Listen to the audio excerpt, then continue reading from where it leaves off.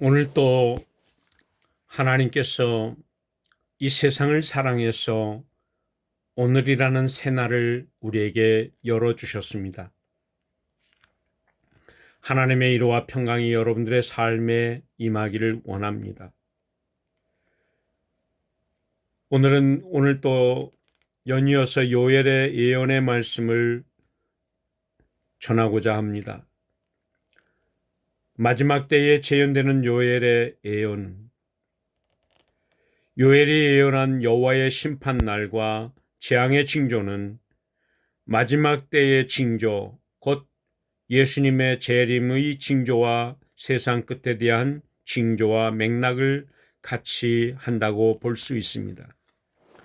감람산에서 제자들이 세상 끝의 징조에 대해 예수님께 질문할 때에 예수님께서 말씀하신 세상 끝의 징조 중에 요엘의 예언과 똑같은 표현과 언급이 나오는 것을 볼 수 있습니다. 또한 사도 요한이 재림 전에 나타날 첫 번째 징조에 대해 기록해 놓은 요한계시록에도 같은 언급이 나옵니다. 요엘서 2장 1절과 2절의 말씀에 보면 여호와의 날이 이르게 됨이니라 이제 임박하였으니 곧 어둡고 캄캄한 날이요 빽빽한 구름이 끼인 날이라. 그 앞에서 땅이 진동하며 하늘이 떨며 일월이 캄캄하며 별들이 빛을 거두도다 라고 요엘서 2장 10절에 말씀하고 있으며 요엘서 2장 31절 말씀에는 여호와의 크고 두려운 날이 이르기 전에 해가 어두워지고 달이 핏빛같이 변하려니와. 바로 이 요엘의 예언입니다. 이 또한 예수님의 비유의 말씀을 보면 마태복음 24장 29절 말씀에 보면 그날 환난 후에 즉시 해가 어두워지고 달이 빛을 내지 아니하며 별들이 하늘에서 떨어지며 하늘의 권능들이 흔들리리라. 누가복음 21장 11절 말씀에는 처처에 큰 지진과 기근과 온역이 있겠고 또 무서운 일과 하늘로서 큰 징조들이 있으리라고 말씀하고 있습니다. 또한 누가복음 21장 25절 26절에는 1월 성신에는 징조가 있겠고 땅에서는 민족들이 바다와 파도에 우는 소리를 인하여 혼란한 중에 공고하리라. 사람들이 세상에 임할 일을 생각하고 무서워함으로 기절하리니 이는 하늘의 권능들이 흔들리겠음이라고 말씀합니다. 또한 요한의 예언은 계시록 6장 12절 말씀에 보면 큰 지진이 나며 해가 총담같이 검어지고 온 달이 피같이 되며. 얼마나 똑같은 표현입니까? 그런데 예수님께서 말씀하신 세상 끝의 징조들이 두 번에 걸쳐 크게 성취된 적이 있었습니다. 첫째는 대지진과 땅의 흔들림이었습니다. 그것은 포르투갈 리스본 대지진이었습니다. 그 지진은 1755년 11월 1일 오전 9시 40분에 리스본을 강타했던 사건입니다. 그러나 그 지진의 그 범위는 리스본만이 아니라 유럽의 많은 부분과 아프리카와 미국에까지 확대되었습니다. 그것은 그린랜드와 서인도 제도와 노르웨이와 스웨덴과 아일랜드에서도 감진되었는데 약 400만 평방미터 마일의 지역에 미쳐서 나타났다고 합니다. 아프리카에서는 유럽에서와 거의 같을 정도로 격렬한 진동이 있었습니다. 현재 과학자들은 당시의 지진이 리히터 지진계 기준 진도 9 정도였을 것이며 진원점은 320km 떨어진 대서양의 카보베르데 제도 해저였으리라고 추정을 하고 있습니다. 지진 발생 40분 후 60피트나 되는 거대한 해일이 밀려와 더 많은 죽음과 파괴를 초래했습니다. 최초의 진동은 약 5분간 지속하여 리스본의 건물 대부분을 무너뜨렸고 약 6분 만에 6만 명의 사람이 죽었던 것입니다. 그 무서운 날에 생명을 빼앗긴 사람은 9만 명으로 추산되고 있습니다. 그 당시 27만 5천 명의 인구 중 거의 3분의 1이 사망한 것으로 추정되고 있습니다. 두 번째, 암흑일과 1월 성신의 징조를 볼 수가 있습니다. 해와 달이 어두워지리라는 예언의 둘째 징조는 지진이 일어난 25년 후에 일어납니다. 그리고 더욱 놀라운 것은 그 일이 성취된 시기가 예언에서 지적한 것과 틀림없이 일치된다는 점입니다. 구주께서는 감람산 위에서 제자들에게 교회가 오랜 기간의 시련기 곧 1260년간 교황권의 박해를 당할 것을 말씀하시고 그 환난 날을 감하리라고 하시면서 재림 전에 있을 몇 가지 사건을 말씀하신 때에 첫째 사건이 언제 일어날 것을 다음과 같이 말씀을 하셨습니다. 마가복음 13장 24절의 말씀에 그때에 그 환난 후 해가 어두워지며 달이 빛을 내지 아니하리라. 1260일 곧 종교 암흑시대는 기원후 1798년에 마쳤는데 박해는 그보다 25년 전에 거의 다 끝났습니다. 그리하여 예수님께서 말씀하신 대로 그 박해가 끝난 뒤를 이어서 해가 어두워질 것이었습니다. 이 예언은 1780년 5월 19일에 성취되었습니다. 1780년 5월 19일 미국의 뉴 잉글랜드 지방을 중심으로 대낮에 밝은 하늘과 공중이 갑자기 암흑천지로 변하는 특이한 현상이 일어났습니다. 이것을 대암흑일, 또 낙데이라고 하며 1869년 판의 웨스터 대사전에는 암흑일이라는 항목으로 다음과 같이 기술되어 있습니다. 암흑은 오전 10시경부터 시작하여 그날 밤중까지 계속되었습니다.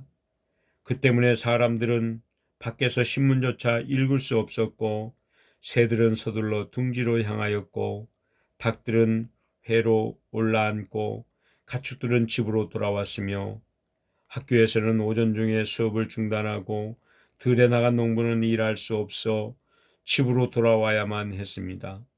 물론 그날은 일식은 아니었고 이런 현상이 무슨 까닭인지 전혀 원인을 알 길이 없었다고 웹스터 대사전에는 암흑일이라는 항목으로 기록된 내용입니다. 그 암흑의 범위는 심히 넓었습니다. 동쪽으로 펠머드까지 미치고 서쪽으로는 코네티켓주의 가장 먼 지역과 엘바니시까지 미쳤던 것입니다. 남쪽으로 해안을 따른 모든 지방과 북쪽으로 미국 지역의 최북단까지 미쳤다고 합니다. 낮 동안에 짙은 암흑은 줄곧 계속되었습니다. 그리고 저녁 때에 한두 시간쯤 하늘이 얼마쯤 밝아져서 태양이 나타났습니다. 그러나 태양은 여전히 검고 빽빽한 안개에 가려 희미하였습니다. 해가 진 후에 구름은 다시 덮여서 순식간에 암흑이 심하여졌고 또한 그날 밤에 달빛은 빛을 내지 않고 피같이 붉기만 하였다고 말하고 있습니다. 미국의 대부분의 국민들은 그 암흑이 성경의 예언에 일치한다는 것을 믿었습니다. 세 번째는 별들이 떨어지는 징조의 성취라고 말할 수가 있습니다. 대암흑일이 있은 지 50년이 지나서는 대낙성일이 찾아왔습니다. 1833년 11월 13일 아침 미국 전역에서 일어났던 유성은 실로 엄청난 것으로 그 이전에도 그 이후에도 없었던 굉장한 것이었습니다. 예일 대학의 올므스테드 교수는 엔사이클로피디아 아메리카 미국 대사전에 유성이라는 항목에 이렇게 기술을 해 놓았습니다. 이날 아침에 유성은 세계가 창시된 이래 적어도 유사의 일에 가장 굉장한 것이었으며 이것을 본 사람은 너무나 별이 한꺼번에 많이 떨어져 이를 눈보라 때의 눈조각 또는 석양의 빗방울 등으로 비교를 했다고 합니다. 찰스 영 교수는 그의 천문학 입문에서 지금까지의 유성우 중에서 1833년 11월 12일 밤에서 다음날 아침에 걸쳐 일어난 사자자와 유성우만큼 굉장했던 것은 그 예를 어디서도 볼 수 없을 것이다. 어느 지방에서는 한 시간에 20만 개의 유성을 볼 수 있었으며 그것이 5시간에서 6시간이나 계속되었다고 기록하고 있습니다. 그런데 이 징조들은 마지막 때에 또다시 크게 일어날 것입니다. 왜냐하면 요엘서에 나타난 재앙과 심판은 마지막 때에 이 세상에 내릴 재앙과 하나님의 심판을 상징하고 있기 때문입니다. 요엘 선지자는 하나님의 영감하에 남유다의 국가적 위기와 그 땅의 영적 상황을 연결해 우리에게 교훈을 주고 있을 뿐 아니라 마지막 때에 이 세상에 임할 하나님의 심판과 회개하지 않고 하나님을 불순종한 자들에게 임할 재앙에 대하여 상기시켜 주고 있습니다. 머지않아 이 땅에 은혜의 시간이 끝나고 성령이 떠나가며 하나님의 자비가 거칠 무서운 그러한 재앙이 임할 것이라고 요한계시록 16장에 7 재앙에 대한 언급이 나와 있지 않습니까? 예수님께서 중보사업과 속죄를 끝내고 지성소에서 나오실 때에 회개하지 않는 악인들과 이 땅에 무서운 재앙이 임할 것을 말씀하고 있는데 바로 세계의 정세와 예언의 성취는 우리에게 여호와의 심판날이 가까웠음을 알려주고 있는 것이라고 봅니다. 그렇다면 다가오는 재앙과 심판을 피할 길은 무엇인가? 어떻게 해야 여호와의 두려운 날에 구원을 얻을 것인가? 요엘서 1장 13절과 14절에는 이렇게 말씀하고 있습니다. 제사장들아 너희는 굵은 배로 동이고 슬피 울지어다. 단에 수종드는 자들아 너희는 고갈지어다. 내 하나님께 수종드는 자들아 너희는 와서 굵은 배를 입고 밤이 맞도록 누울지어다. 너희는 금식일을 정하고 성회를 선포하여 장로들과 이 땅의 모든 거민을 너희 하나님 여호와의 전으로 몰수히 모으고 여호와께 부르짖을지어다 라고 말씀하고 있습니다. 요엘은 너무나 애틋한 심정이 되어져서 말씀하고 있는 것입니다.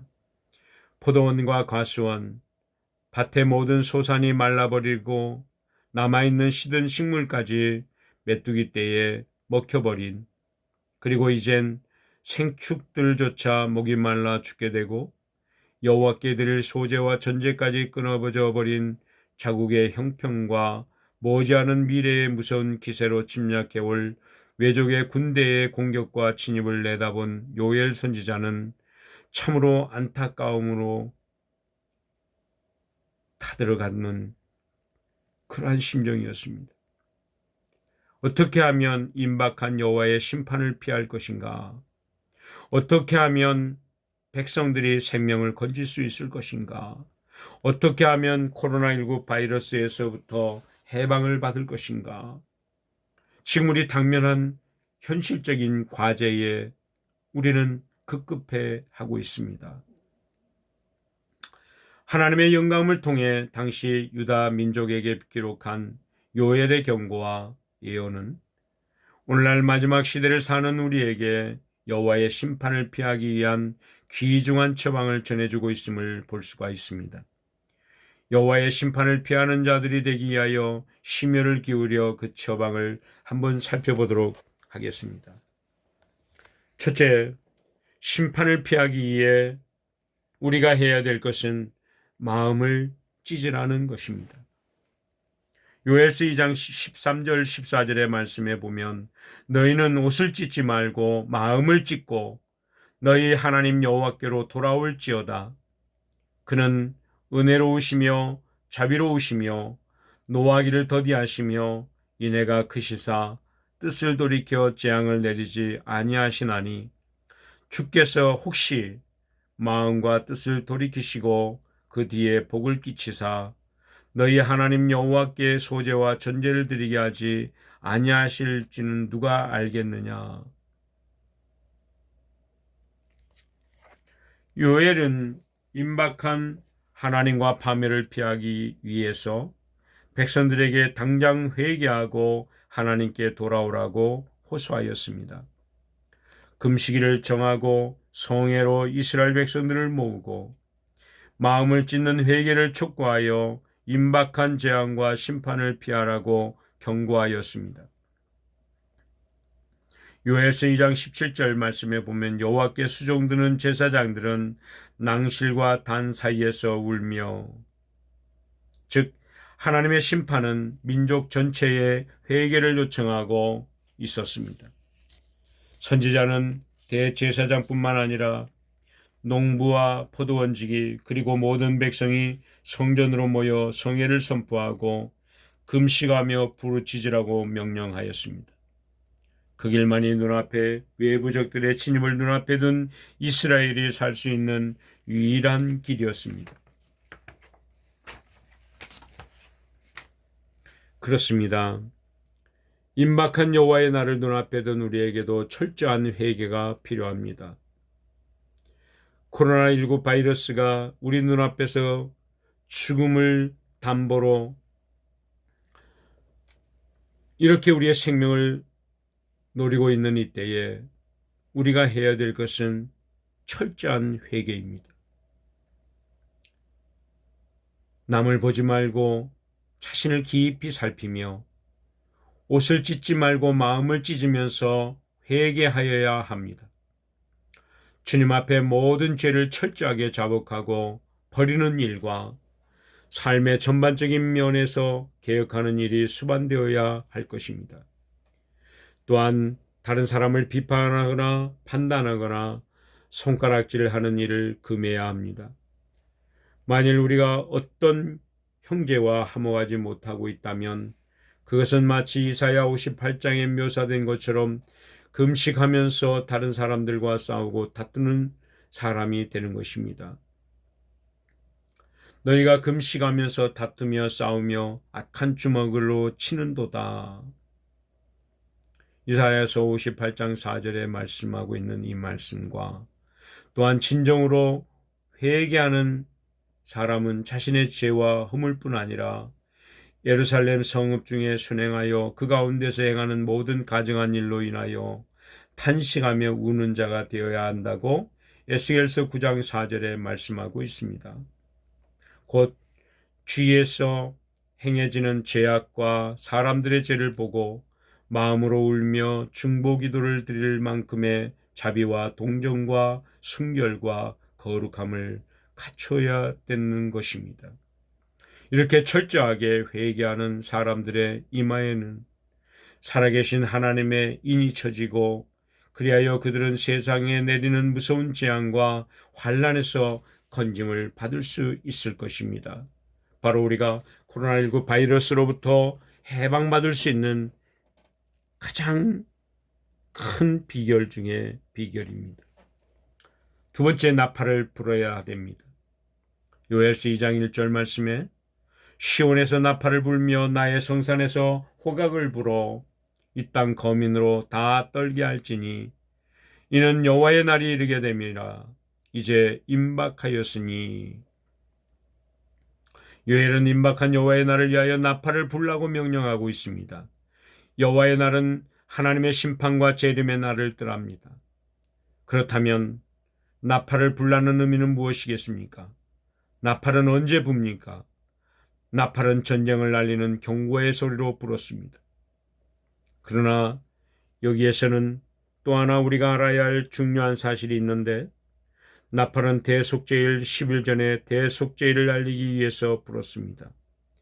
온 이스라엘 백성들의 생사가 확정되는 대속죄일 심판의 날이 가까웠으니 회개하고 준비하라는 경고로 나팔을 불었던 것입니다. 나팔 소리를 들으면 백성들은 대속죄일이 가까운 것을 알고 그들에게 마지막 남아있는 죄악이 있는가 자신과 온 가족을 살폈던 것입니다. 그리고 영혼의 정결을 위하여 죄를 회개하고 자복하고 버리며 엄숙한 마음으로 기도하며 그날을 기다렸던 것입니다. 대속죄일에 자복하고 버리지 않는 죄가 있으면 그 사람은 수치를 당하고 이스라엘 진영에서 끊어짐을 당하였습니다. 그러므로 각 가정의 가장은 물론 각 지파의 족장들과 제사장들은 어디에 서고 죄가 발견되지 않도록 사람들을 권고하고 살피라는 엄숙한 명령을 내렸던 것입니다. 나팔은 여호와의 두려운 심판이 이르렀음을 알려주었습니다. 나팔은 분명한 소리를 내야 합니다. 그래야 그 나팔 소리를 들은 백성들이 깨어나 회개하고 준비하게 되는 것입니다. 그것처럼 오늘날도 이 세상에 관영하는 죄악과 범람하는 잘못된 생각과 부정적인 마음과 판단과 정죄하는 것들, 또한 잘못된 복음과 이단 사상이 우리 목전에 놓여 있음을 경고하기 위해서 우리는 경고의 나팔 소리를 높이 울려야 합니다. 우리의 마음을 찢고 철저하게 회개하는 동시에 세상과 우리 주위에 진리의 참 복음을 전해야만 하는 것입니다. 나팔처럼 분명한 소리를 내며 기독교에 들어온 이러한 회개의 복음과 진리와의 타협하는 것을 경고해야 합니다. 나팔이 분명한 소리를 내지 않기 때문에 사람들이 분명하고 날카로운 진리의 말씀을 듣고 마음을 찢는 경험을 하지 못하고 있는 것입니다. 특별히 음성을 나팔 소리처럼 높여 하나님의 백성들에게 그들의 허물과 야곱의 집에 그들의 죄를 알려주어야 할 목회자들과 영적 지도자들이 평안하다, 평안하다, 안전하다, 안전하다라는 거짓 평안의 기별만 전하며 때가 가까움을 전하지 않는 것은 나팔이 분명한 소리를 내지 않는 것으로 간주하며 그런 지도자들은 마지막 날에 하나님의 큰 심판을 받게 될 것입니다. 머지않아 또다시 성취될 요엘의 예언을 생각하며 우리는 나팔을 크게 불고 또한 안으로는 우리 자신을 철저히 살피고 회개하여 세상에 내릴 재앙과 심판을 피하는 그러한 성도들, 그러한 하나님의 사람들이 될 수 있기를 간절히 축원을 드립니다.